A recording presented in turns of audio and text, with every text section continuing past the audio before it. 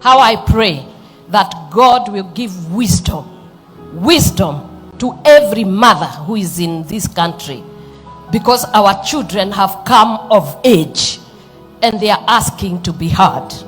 To be heard is a must. And it is good to hear what are they saying.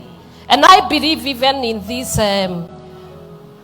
Bill 2024, we are talking about maybe we are wrong in the way we have crafted it.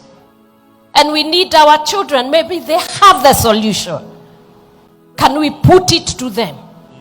Perhaps when we sit and we talk, they talk. When you are on a table where you can make decisions, you let them speak, you speak, and then you don't speak at each other, you speak with each other. With the thousands and their brain they have, we took them to school.